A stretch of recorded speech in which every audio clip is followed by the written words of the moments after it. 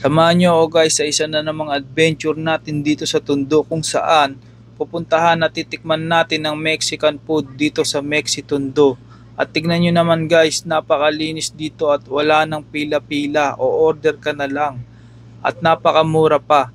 Pagpasensyaan nyo lang yung mic natin guys, pero wag na natin patagalin pa, atin nang tikman. Natura niya guys. Wow! Meat din ah. Ako lang nakita meat. Kaya. First bite. Oh, I see! Grabe. Paano siya? Mag-cheesy, queso na may pang mayonnaise. Medyo maanghang, no? Jalapeno kasi yan. Jalapeno daw yun. Pero sarap, creamy siya. Sulit. Second bite, ganun pa rin. Sulit o sulit.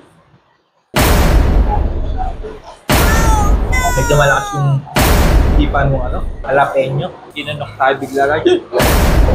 Kaya sarap niya. Legit. First look. Parang ano siya, no? Tomato paste.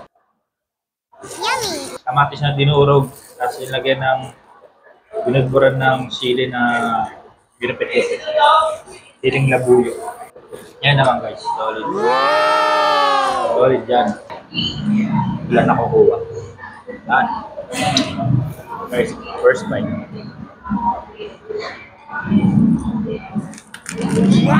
Oh, I see!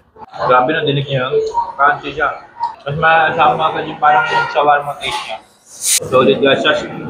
Cheesy siya. Tapos may beef sa loob. Masama rin yung sibuyas. Second bite. Oh, I see! Grabe. Ano guys? Tumutulog. Parang mukha yung tumutulog pero matamis-tamis siya ng parang honey. Ito naman tayo guys. Meron nito. Yummy! Meron nito. Yummy! Kamatis din na dinurog tapos white sauce. Wow! First bite. Oh, I see! Kaldereta siya guys. Sa loob ng kaldereta. At dito naman yung beef na. Parang yung sa kaldereta nga. At ito, close. Parang kaldereta rin siya. Pero first time ko lang ito sinikman guys na ganyan. Dito naman tayo sa white sauce. Team na yan.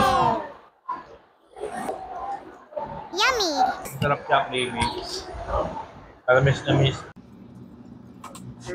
At yun na nga guys, no, recap lang natin ng ating food trip. Yung una nating natikman is quesadilla. Napakasarap, cheesy at medyo maanghang siya guys, no, dahil sa jalapeno.